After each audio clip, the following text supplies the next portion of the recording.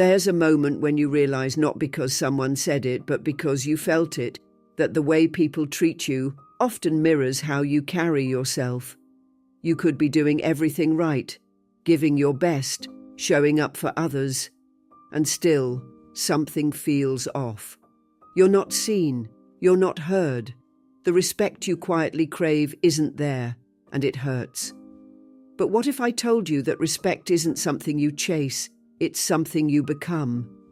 In Buddhism, the Buddha taught that peace, presence, and compassion aren't just qualities, they're powerful forces.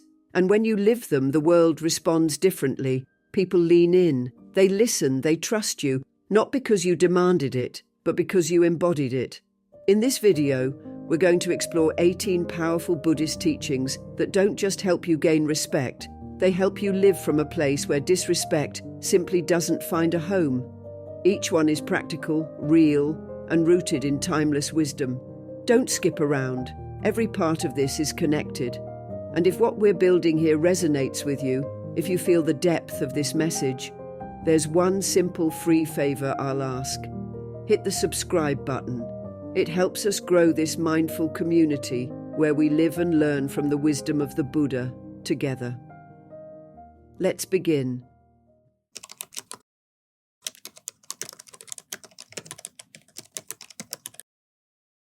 It's wild how much noise we live in these days. Our minds are constantly racing, jumping between notifications, half-finished conversations, and the never-ending to-do list. And yet, when you meet someone who's truly present, it feels like a breath of fresh air. They're not distracted, they're not looking past you, they're with you.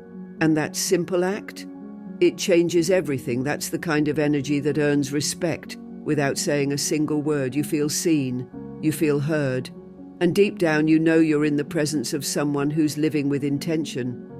In Buddhism, mindfulness isn't just sitting cross-legged in silence, it's a way of being. The Buddha taught that mindfulness is the foundation of the path. It's how we wake up from the autopilot that dulls our lives. It means noticing your breath when stress hits. It means listening without planning your response. It means tasting your food instead of just chewing while scrolling. It's those little moments that reconnect you to now. And here's the powerful part. When you start living that way, people notice. They may not have the language for it, but they'll feel the shift. Your calm becomes contagious. Your focus becomes magnetic.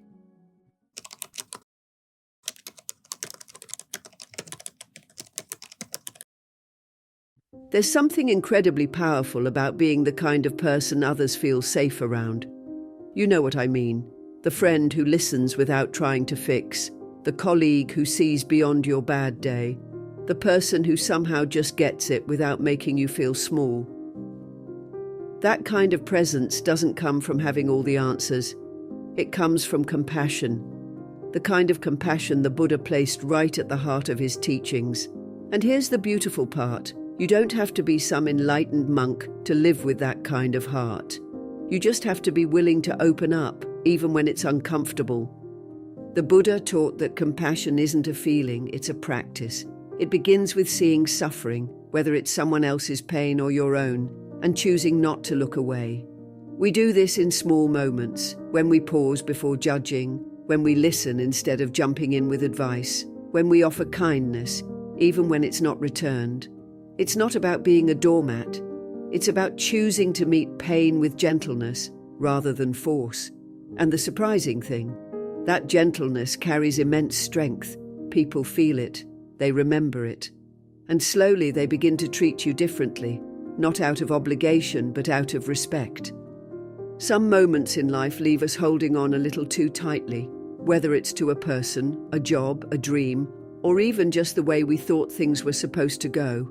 It's not that we're doing anything wrong. It's human nature to want things to stay good, to last. But the truth is, no matter how much we love or plan or try to control it all, change is always happening. Buddhism doesn't try to hide that fact. In fact, it places it right at the center. The Buddha taught impermanence, anicca, as one of the core truths of existence. Everything changes, everything fades, everything shifts. And while that might sound unsettling at first, it's actually one of the most liberating things you can come to understand.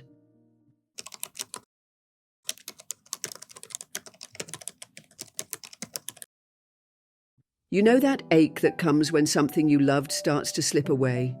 It's subtle at first. A shift in the tone of a conversation, the way someone stops showing up like they used to, the feeling that you're holding on tighter than they are. That's life whispering to you that things are changing. And here's the thing, Buddhism teaches that this isn't wrong.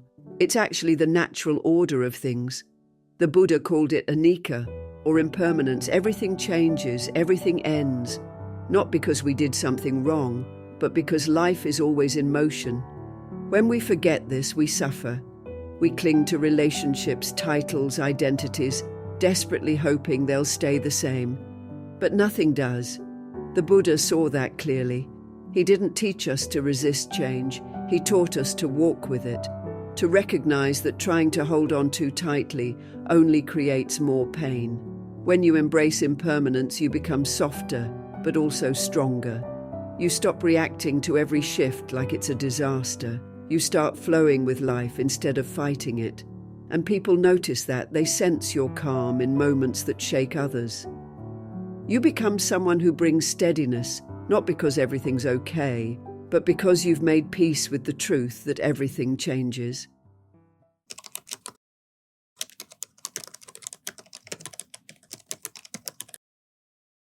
You know that feeling when you start caring too much about what someone thinks of you? When your mind starts spinning, wondering if you said the right thing, acted the right way, if they'll still like you tomorrow. It's exhausting, and most of us live like that far more than we'd like to admit. We pour so much energy into holding things together, relationships, outcomes, impressions. And the truth is, the tighter we grip, the more things slip. It's human. But in Buddhism, there's a deep teaching that can completely shift how we move through life. The practice of letting go, not out of apathy, but out of wisdom. The Buddha spoke often about the root of suffering, and one of the biggest culprits, attachment. Not love, not effort, but the craving for things to be a certain way. We want people to stay, feelings to last, plans to work out just as we pictured. But life doesn't play by our script. So what happens? We suffer. We get anxious, frustrated, resentful. And yet, when we start to release that grip, just a little, it's like our whole nervous system exhales. We begin to experience freedom, not because everything is perfect, but because we're no longer chained to expectations.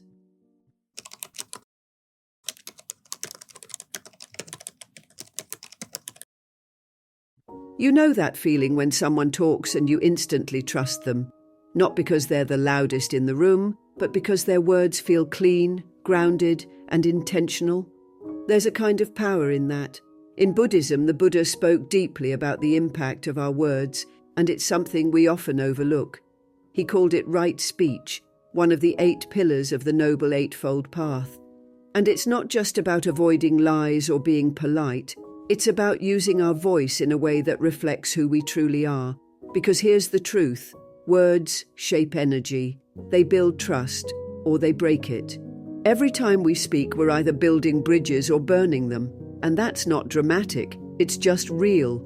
The way you speak to your partner in a tough moment, the way you address someone who's struggling, the tone you use with someone who can't do anything for you, those things land, they linger. And people remember not just what you said, but how you made them feel.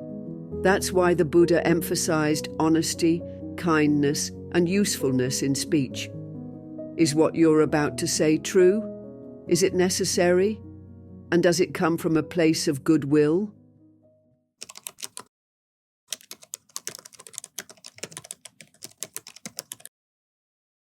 There's something incredibly powerful about someone who doesn't lose their cool when life gets messy. You know the kind of person I'm talking about. The one who stays calm during a heated conversation, who doesn't snap in traffic, who can listen to someone vent without instantly reacting. That kind of presence is rare. And in Buddhism, it's not seen as luck or personality. It's seen as patience, and it's something we can all cultivate. The Buddha actually called patience one of the greatest forms of strength. Not the loud kind, not the flashy kind, but the steady, rooted kind. the kind that says, I can hold this moment without needing to control it. In our world of instant gratification, patience almost feels like a forgotten art. We're conditioned to want things fast, answers, results, reactions. But what Buddhism teaches us is that real growth, deep relationships, and inner peace don't happen on demand. They unfold slowly, in their own time. And when we learn to meet that slowness with grace instead of frustration, something shifts inside us. We stop fighting time. We start trusting it. Patience isn't passive. It's not about being walked over or staying silent when something's wrong. It's about choosing how you respond, rather than letting your emotions drive the wheel. It's taking a breath before reacting. It's allowing someone else the space to be human, even when it's inconvenient. And maybe most importantly, it's being gentle with yourself when things aren't changing as fast as you'd hoped.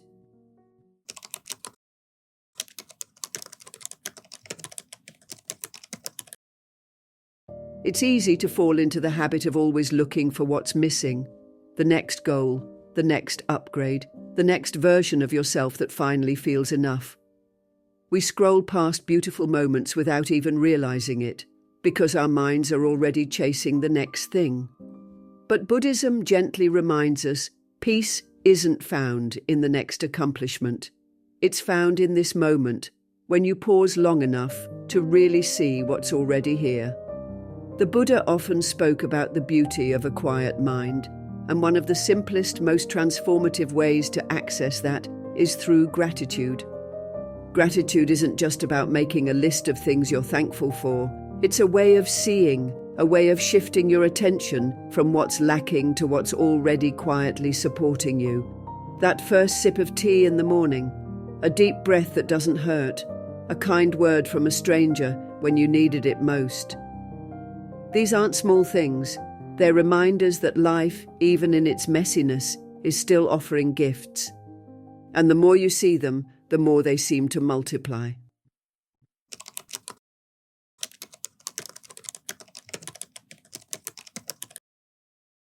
You ever have one of those days where you walk away from a conversation and think, why did I say that?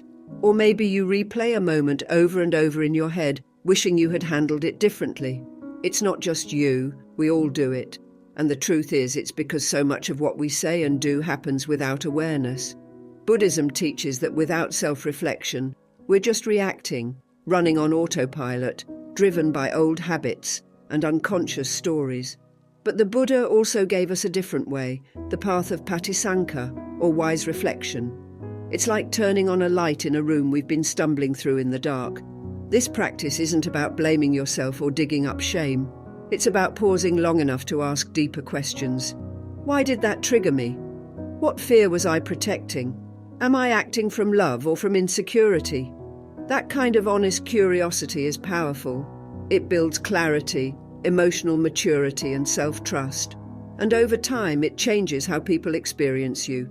When you know yourself, really know yourself, you carry a different kind of energy. You become less reactive, more grounded. People notice that. They may not be able to explain it, but they feel it. And that presence, that emotional intelligence earns quiet, lasting respect.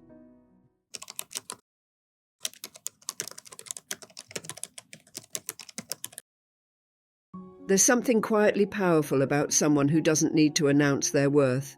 You know the type. When they speak, it's not flashy, but it's grounded. When they walk into a room, they don't seek the spotlight, but somehow the room shifts. That's not a coincidence. That's the energy of someone rooted in humility. And in Buddhism, this quality is more than just being nice or modest. It's a reflection of deep inner wisdom. The Buddha himself, even after awakening, never claimed superiority. He taught from experience, not ego. That's why his words still carry weight centuries later, not because he forced them, but because he lived them. Humility doesn't mean putting yourself down or acting small. It means being real. It means you don't need to pretend you have all the answers. You can say, I don't know, without shame. You can let someone else shine without feeling threatened. And in doing so, you create space for trust, for honesty, for deeper connection. People respect you because they can feel there's no performance, no mask, just you, present, grounded, genuine.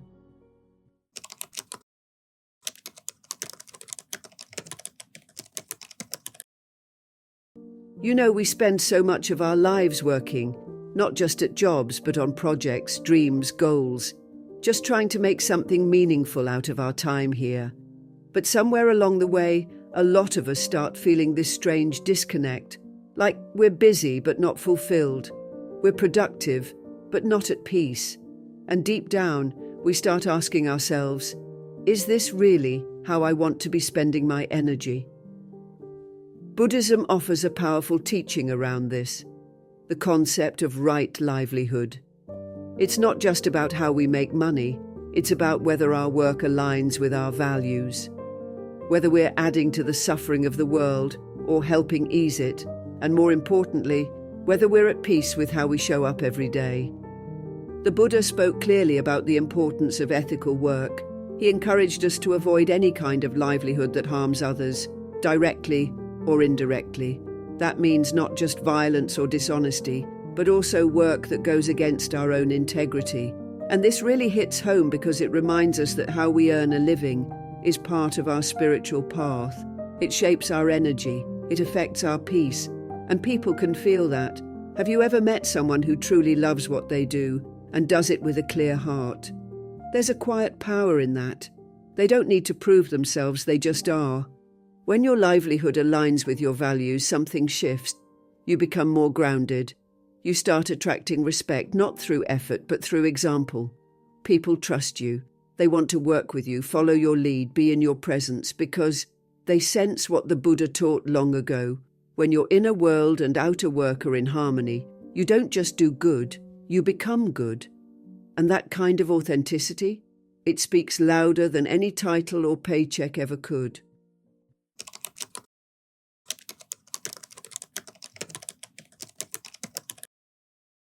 Some wounds don't look like scars.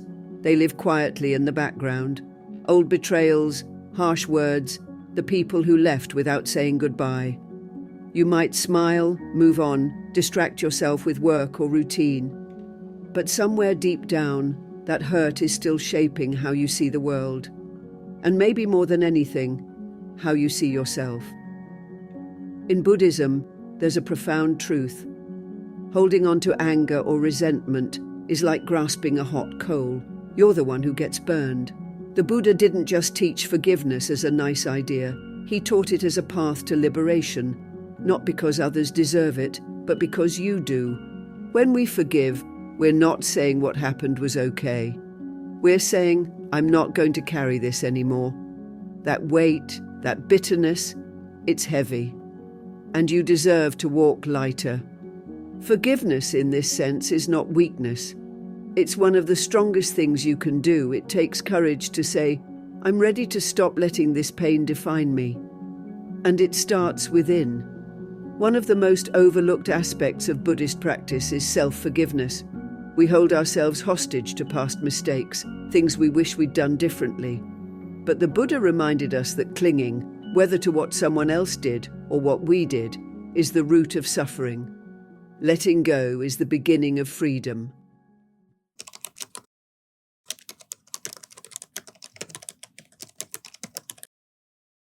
You know that feeling when you finally pause, look around and realize, maybe what you already have is enough. Not in a resigned, I guess I'll settle kind of way, but in a grounded, peaceful, deeply satisfying kind of way. In a world that constantly shouts more, better, faster, this kind of stillness feels radical. It's like stepping out of a storm you didn't even know you were standing in. Buddhism calls this santosha, the art of contentment, and the Buddha considered it one of the greatest sources of true wealth. Because let's be honest, most of us have been taught that happiness comes later, after the promotion, after the next big thing. But what if happiness isn't waiting at the end of the road? What if it's already here, right where you are? The Buddha discovered this after living both extremes, lavish luxury and extreme deprivation. Neither brought peace. Only when he walked the middle way did he find it, that space where we stop chasing and start being. Contentment doesn't mean you stop growing. It means you grow without grasping. It's not giving up on your dreams. It's releasing the pressure to arrive somewhere before you allow yourself to feel joy. That shift changes everything. Suddenly, the small things, a cup of tea, a quiet evening, the sound of rain, become rich. And you stop looking at other people's lives thinking yours is missing something. People can feel it when you're content. They sense your groundedness. You're not trying to prove anything, not measuring your worth against some invisible scoreboard. And that kind of energy, it earns deep respect, because it's rare, because it's real, and because in a world that's always reaching, you've become someone who has already arrived. That's the quiet power the Buddha was pointing us toward all along.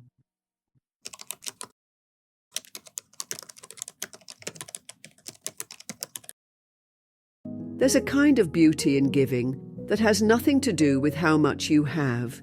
You don't need to be wealthy, powerful, or have everything figured out to make someone feel seen, supported, or uplifted. In fact, some of the most meaningful acts of generosity are the quiet ones. The smile you offer when someone's having a rough day, the time you give when someone just needs to talk, the way you show up with presence, not just presence. In Buddhism, the practice of dana, giving, is one of the most foundational virtues. The Buddha taught that generosity is not just about transferring resources. It's about softening the ego, loosening the grip of mine, and recognizing our shared humanity. And when you live that way, people notice, they feel it, because in a world full of noise and self-interest, your open-heartedness becomes rare. And rare things? They naturally inspire deep respect.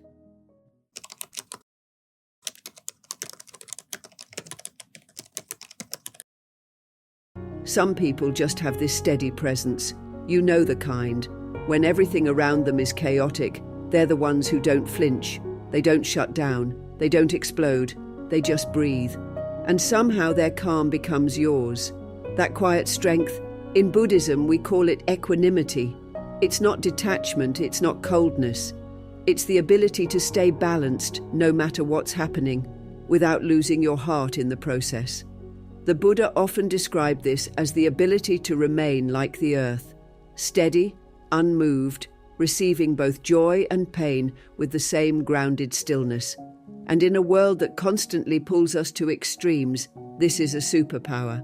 Think about how often we get thrown off balance. Someone says something hurtful and our whole day crumbles. One piece of bad news, and suddenly we spiral. It's human, but it's exhausting. Equanimity doesn't mean you stop feeling things. It means your emotions don't control you. It's about having enough inner space to feel without reacting blindly. And when people sense that in you, when they see that you're not easily provoked, not overly attached to outcomes, they instinctively respect you. Not because you're trying to impress them, but because your calm is real. It's lived. It's earned.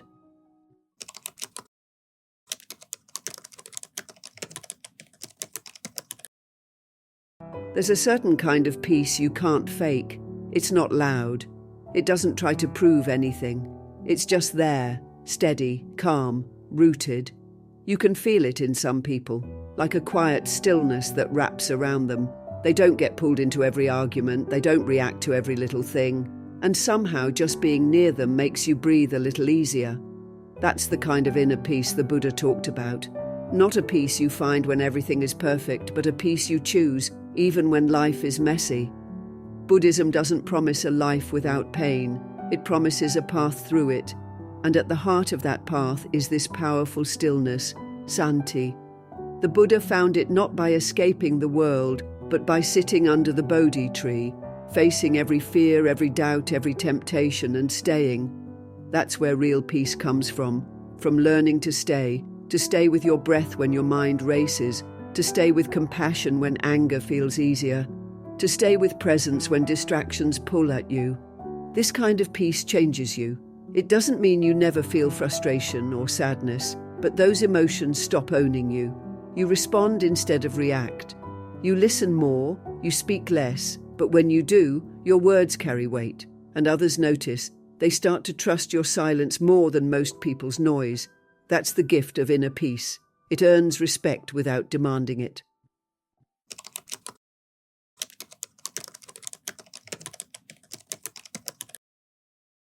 We don't always realize how much the things we take in shape who we become. It's not just what we eat or drink, it's what we watch, what we scroll through, the conversations we stay in, the energy we allow around us. The Buddha taught that everything we consume leaves an imprint, and over time, those imprints become our thoughts, our moods, our habits. It's like we're feeding the mind constantly, but not always feeding it well. Just like junk food can leave your body sluggish, mindless consumption can leave your spirit dull, reactive, overwhelmed. In Buddhism, mindful consumption is about living with intention. It's asking yourself, is this nourishing me or draining me? That could be as simple as choosing silence over noise, or a book over another angry comment thread. You start noticing what actually brings peace and what pulls you away from it. And here's the beauty. You don't have to be perfect. You just have to pay attention. Every small, conscious choice becomes a way to honor your inner peace. The Buddha didn't just teach us how to meditate. He showed us how to live awake. And when you consume mindfully, your presence changes. You become clearer, calmer, more grounded. And that energy, it earns quiet, lasting respect.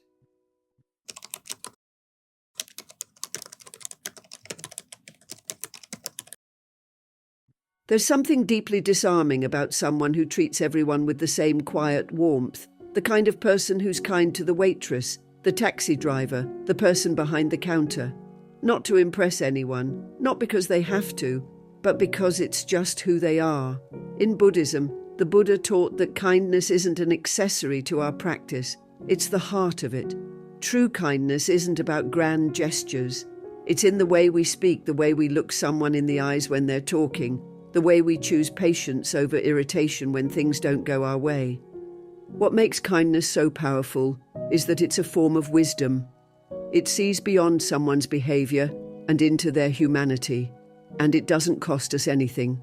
In fact, it returns something. When you live with kindness, people feel safe around you, they trust you, they remember you. Even long after the words are forgotten, the feeling stays. The Buddha often reminded his disciples that a simple, sincere act of kindness can ripple out in ways we'll never fully see. So if you want to become someone others quietly admire, someone who earns trust without saying a word, start with kindness. It's soft, but it's mighty.